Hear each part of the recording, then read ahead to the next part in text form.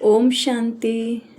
आज के हम इस टॉपिक में बाप दादा की हम नेक्स्ट अव्यक्त वाणी पे चर्चा करेंगे, जिसमें नेक्स्ट वाणी है 29/10/1970 की वाणी है, जिसमें बाबा ने मेन पॉइंट में बताए हैं कि दीपमाला का सच्चा रहस्य क्या है। बाबा ने यहाँ पे दीपमाला में आने वाले जो बच्चे हैं, दीपमाला का मतलब क्या है, बाबा ने इसका इस वाणी में विस्तार से समझाया है। तो आइए हम इस वाणी में रीड करते हैं। आज बाप दादा दीपमाला देख रहे हैं। ये दीपों की माला है ना, लोग दीपमाला मनाते हैं, बाप दादा दीपमाला देख रहे हैं। दीपक कौन से अच्छे लगते हैं? जो दीप अखंड और अटल होता है, जिसका व्रत कभी खुटता नहीं, वह अखंड जलता है। अपने को ऐसा दीपक समझते हो? बाबा यहाँ पे हम बच्चों को ये कहना चाह रहे हैं कि आप कैसे दीपक बने हो। आप अपने को ऐसा दीपक समझते हो जो कभी उसमें घृत व खुटता नहीं है, मतलब आप अट्ठल और अखंड अपने को समझते हो। यहाँ पे बाबा ये बताना चाह रहे हैं बच्चों को कि आप ऐसा अपने को समझते हो। ऐसे दीपकों की यादगार माला है, अपने को माला के बीच चमकता हुआ दीपक समझते हो। ऐसे हो कि हमारा यादगार आज मना रहे हैं दीपमाला के दिन। जो दो बातें विशेष ध्यान रखनी होती है। दीपमाला पर किन बातों का ध्यान रखते हैं? सफाई रखने का, नया चोपड़ा बनाते, परंतु लक्ष्य क्या रखते हैं? कमाई का। उस लक्ष्य को लेकर सफाई भी करते हैं। तो सफाई भी सभी प्रकार से करना है और कमाई का लक्ष्य भी बुद्धि में रखना है। ये सफाई और कमाई दोनों का कार्य आप सभी ने किया है। अपने आप से संतुष्ट हो? बाबा यहाँ पे बोल रहे हैं कि सफाई और कमाई का कार्य हमने कब किया? इस संगम पर। और इस संगम पर ही हमारी यादगार दीपावली मनाते हैं। तो बाबा ने बोला कि आप अपने से संतुष्ट हो। जब कमाई है तो सफाई तो जरूर होगी ना। बाबा बोल रहे हैं कि आप संगम पर अभी 21 जन्मों की कमाई कर रहे हैं, तो उसके बाद सृष्टि की सफाई भी होगी। तो यहाँ पे बाबा बोल रहे हैं कि कमाई है तो सफाई भी जरूर होगी ना। इन दोनों बातों में संतुष्टता होना आवश्यक है। लेकिन संतुष्टता आएगी उनको जो सदैव दिव्य गुणों का आह्वान करते हैं। बाबा यहाँ पर बोल रहे हैं कि संतुष्ट भी वही आत्माएं होगी जो भले बाबा के बच्चे बने, लेकिन वह संतुष्ट नहीं है तो उनमें क्या ही कमाई जमा होगी। बाबा यहाँ पे बोल रहे हैं कि संतुष्टता भी तब आएगी जब आप अपने अंदर दिव्य गुणों का आह्वान करेंगे। हमें दिव्य गुणों का आह्वान करना है अपने आत्मा के अंदर। जितना जो आह्वान करेंगे उतना ही इन दोनों बातों में सदा संतुष्ट रहेगा।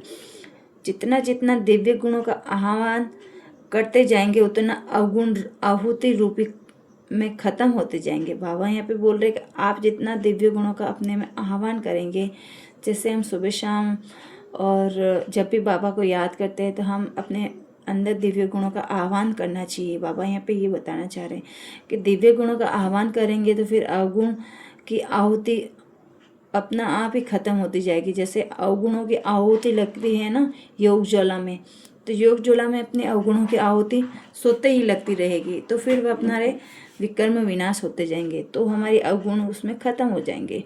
फिर क्या होगा? नए संस्कारों के नए वस्त्र धारण करेंगे, वो भी हमें संगम पर ही करने। बाबा यहाँ पे बोल रहे हैं कि नए वस्त्र नए संस्कार धारण करने। नए वस्त्र मतलब क्या? नए संस्कार तो हमें संगम पर ही धारण करने, लेकिन नए वस्त्र हम सतयुग में धारण करेंगे। बाबा यहाँ पे वस्त्र का मतलब यहाँ बता रहे हैं नया शरीर है ना, नया शरीर धारण करेंगे। अभी आत्मा ने नए संस्कार, बाबा ने बोला कि अभी आत्मा ने नए संस्कारों रूपी नए वस्त्र धारण किए हैं कि अभी कभी कभी पुराने वस्त्रों से प्रीत होने के कारण वह भी धारण कर पुराने वस्त्रों से प्रीत होने के कारण करते हैं। जो मर्जिया बने हैं नया जन्म नए संस्कार को भी धारण किया, फिर पुराने संस्कार रूपी वस्त्रों को भी कभी क्यों धारण कर लेते हो? बाबा बोल रहे कि जब नया जन्म नया संस्कार धारण कर लिया तो फिर पुराने वस्त्र रूपी संस्कार को आप क्यों धारण कर लेते हो बार बार? क्योंकि पुराने वस्त्र अति प्रिय लगते हैं। ये तो खासियत है हम लौकिक में, हम इस दुनिया में भी हमें यही नए वस्त्र पहनने का मन कम होता है। जैसे वो नए नए होते हैं तो एक दो बार पहन लेते हैं, लेकिन फिर उसके बाद हमें पुराने ही अच्छे लगते हैं। तो बाबा भी यहाँ पे एग्जाम्पल दे रहे हैं कि क्या पुराने वस्त्र अति प्रिय लगते हैं। जो चीज़ बाप को प्रिय नहीं वो बच्चों को प्रिय क्यों। बाबा यहाँ पे वापस हमें मतलब एक बाप की आवाज़ में बाबा यहाँ पे बोलना चाह रहे।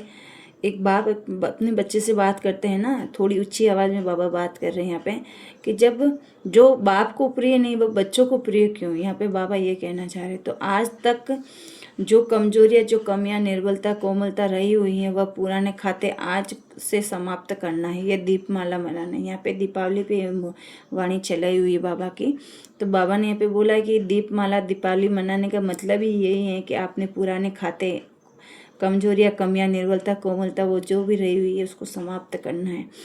पर अल्पकाल के लिए नहीं लेकिन सदाकाल के लिए और सर्व रूपी से समाप्त करना। बाबा यहाँ पे बोल रहे कि स्थूल रूप में तो जो भी हम एक दिन के लिए हम अच्छे अच्छे बन के रहते हैं, अच्छे से मिष्ठान वगैरह बनाते हैं, तो वो हम अल्पकाल के लिए बनाते हैं ना। हम जो स्थूल दुनिया में भी देखते हैं ना ये कार्यक्रम दीपमाला का, तो कितना सुंदर रीति करते हैं। 3-4 दिन अच्छे से पकवान अच्छे से तरह से रहेंगे, सब मिलजुल के रहेंगे, जैसे संस्कार सत्युग में जी रहे वैसे।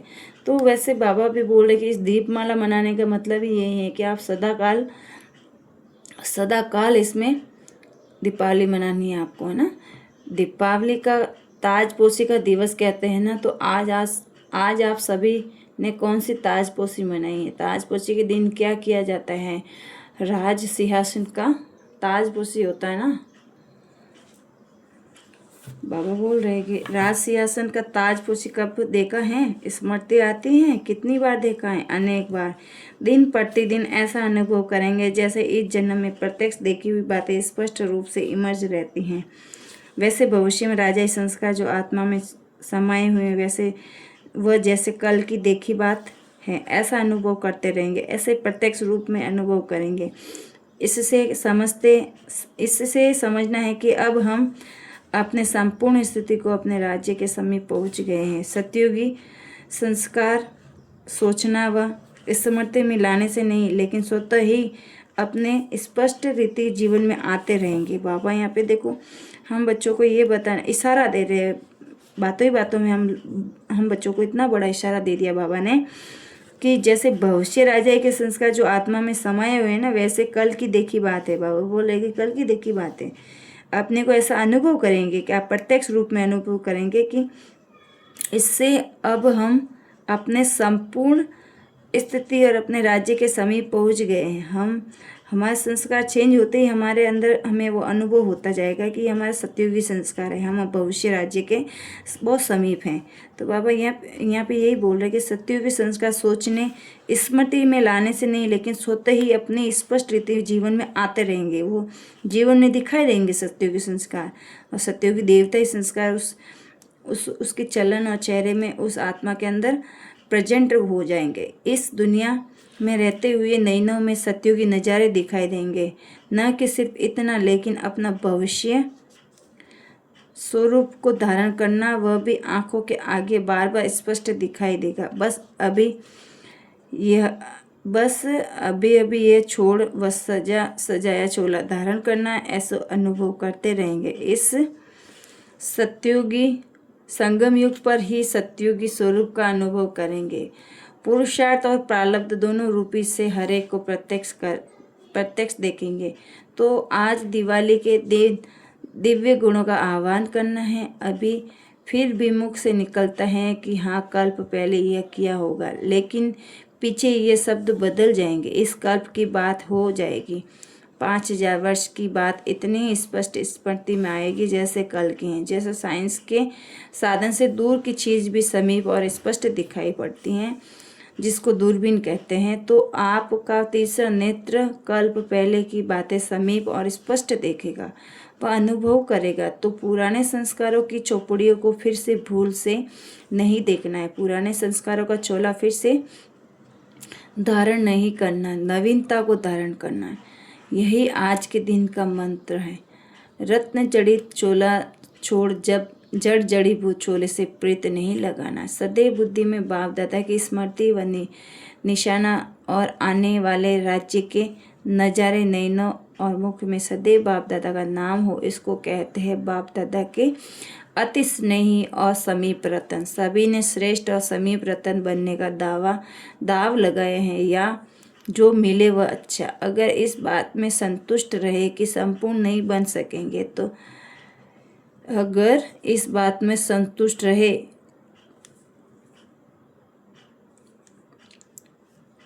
तो संपूर्ण नहीं बन सकेंगे। इसीलिए सदैव यह दाव लगाओ कि हम विजय और संपूर्ण बनकर ही दिखाएंगे। कमजोरी के शब्द समाप्त करेंगे, हो ही जाएगा। पुरुषार्थ कर रहे हैं, यह शब्द भी न निकले, करके ही दिखाएंगे, बनकर ही दिखाएंगे। यह है निश्चय बुद्धि विजय रत्नों की बोल, और वह है कमानधारी बच्चों का बोल।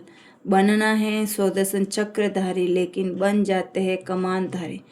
कई सोचते हैं कोई तो वह भी बनेंगे ना, इस बात में दयालु न बनो। कोई तो बनेंगे, इसलिए हम ही बन जाए, ऐसे बनने वाले बहुत है। अच्छा, बाबा ने अपनी वाणी को यहाँ विराम दिया, और बाबा ने यहाँ पे कितनी अच्छी बात बोली कि सतयुग में मतलब जो नीच पद वाले होंगे ना, तो बाबा बोल रहे हैं, यहाँ पे बच्चे खुद से ये सवाल कर रहे हैं कि कोई तो कमानदारी भी बनेंगे ना, तो बाबा बोल रहे कि कोई और नहीं बने, वो हम ही बन जाए।